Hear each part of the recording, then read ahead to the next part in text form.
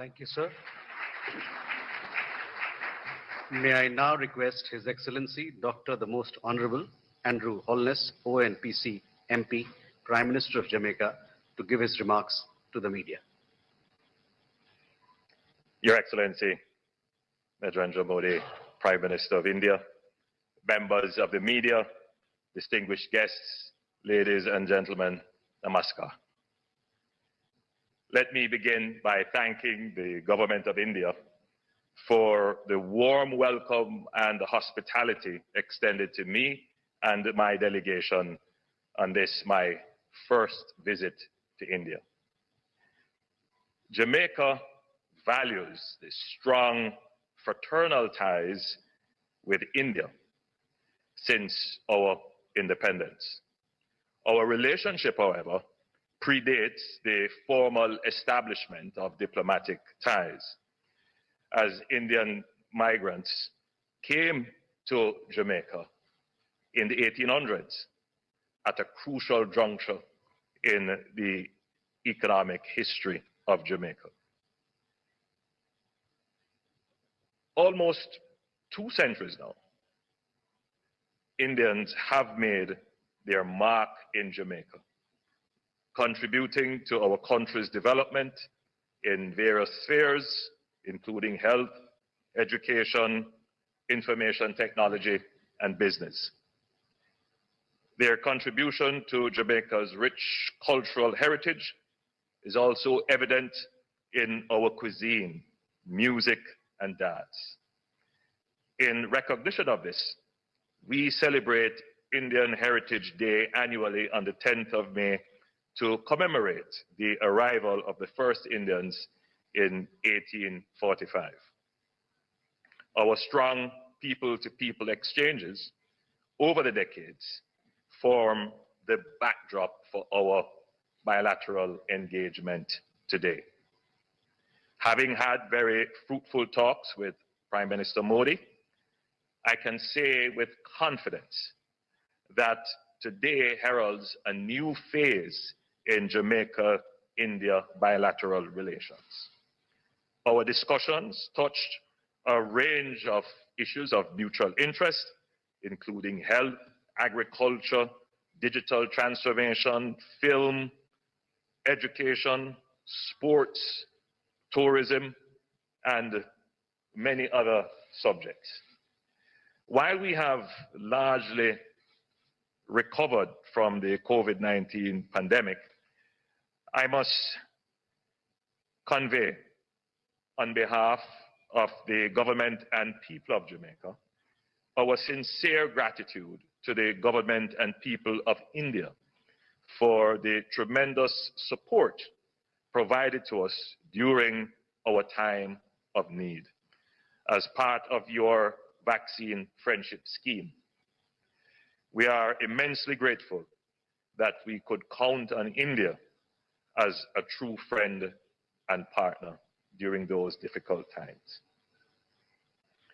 As Jamaica continues its development journey, we must urgently build our human capital to ensure that we can thrive and succeed in a technology-driven world.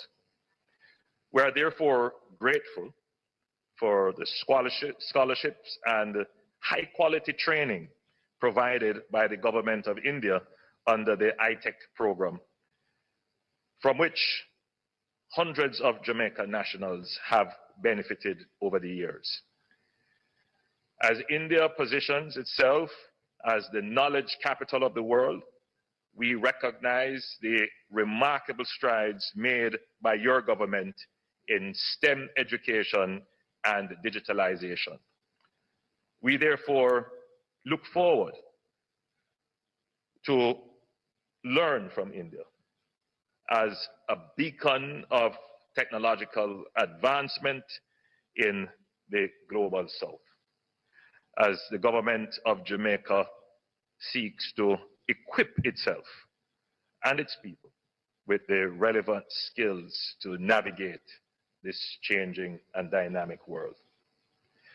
We are working to take the same innovative approach to development of our agricultural sector as we seek to work with India to share knowledge and best practices in critical areas such as mechanization, affordable irrigation, advanced seed technologies, and expertise in crop development, agro-processing, as well as investments and facilitation for credit support.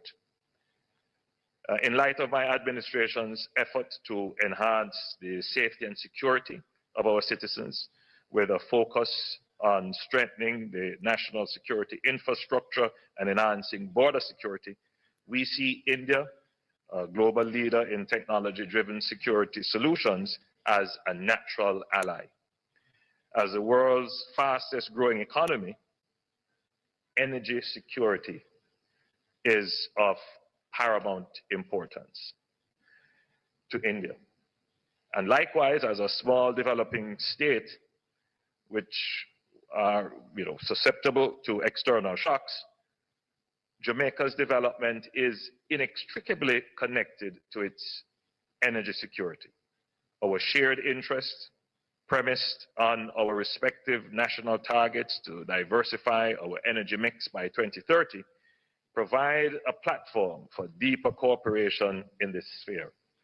I am therefore pleased to announce Jamaica's intention to join the Global Biofuels Alliance pioneered by the government of India.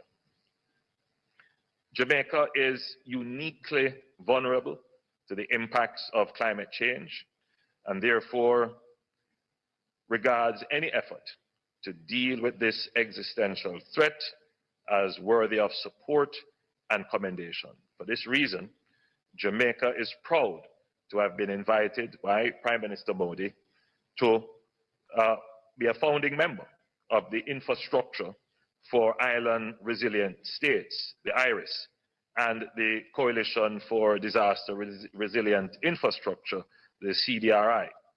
We are deeply appreciative of India's global advocacy and leadership on matters affecting developing countries.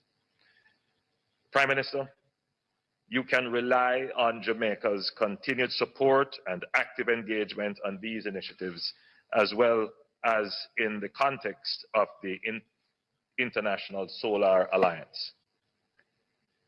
Ladies and gentlemen, Jamaica-India relations are buttressed by our shared passion for sports, in particular the game of cricket. We commend India as a leading innovator in the sport, and we appreciate all that India has done to support the ongoing development of cricket in CARICOM and in Jamaica in particular. Of course, Jamaica's excellence in the track and field and India's excellence and prowess in cricket are winning combinations and provide tremendous opportunities for mutual exchange and cooperation. So on that note, I congratulate India on its victory in the 2024 Men's T20 World Cup held in the West Indies in June, and its recent gold medal sweep in the 45th FIDE Chess Olympiad last month. In our meeting, we also discussed collaboration in the creative industries. Jamaica recently established a film fund which signals the government's intent to support filmmakers in Jamaica. We acknowledge the tremendous success of Bollywood, and we look forward to collaboration between the Indian film industry and hundreds of filmmakers in Jamaica. Tourism offers additional avenues for enhancement of the people-to-people connections, with India identified as a key source market for Jamaica. With our picturesque landscape, pristine beaches, and vibrant culture, Jamaica offers the perfect retreat for the discerning Indian traveler seeking adventure and diverse experiences. I believe that our historical connections provide the scope for greater engagement between our peoples in this area. Furthermore, Jamaica's strategic geographical location presents an ideal foundation for collaboration with India's world-class expertise in healthcare and cutting-edge health technology. This partnership holds immense potential for the development of a thriving medical tourism sector.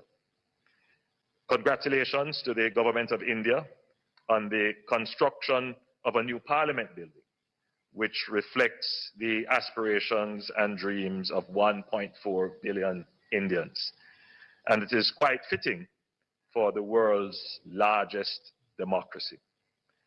As the Government of India prepares to replicate this, as the Government of Jamaica prepares to replicate this remarkable feat, I am looking forward to the opportunity to tour the new home of India's legislature during my visit. As strong democracies, our engagement at the regional and multilateral levels has also been robust, including within the context of the Caribbean community and within multilateral spheres. India's leadership is always present. We share views on the reform of the United Nations, in particular the Security Council, to ensure that its composition is reflective of the current balance of power and the emergence of new leaders like India. India's belief in multilateralism that works for all countries was reaffirmed in its Voice of the Global South series of summits during India's presidency of the G20. The mantra, one earth, one family, one future, and the inclusive language of the Global South continues to resonate widely. We're confident that India will continue to be a voice of reason as it seeks to fulfill its mission of a more equitable, prosperous, and peaceful world. It is within this context that I am pleased to confirm that Jamaica will support India's candidature for the UN Security Council for the period 2028 to 2029. Ladies and gentlemen, my visit to India has given me a renewed appreciation of the strength, resilience, and generosity of the Indian people. I look forward to deepening our partnership and strengthening our cooperation in the years ahead. I thank you. Thank you, sir.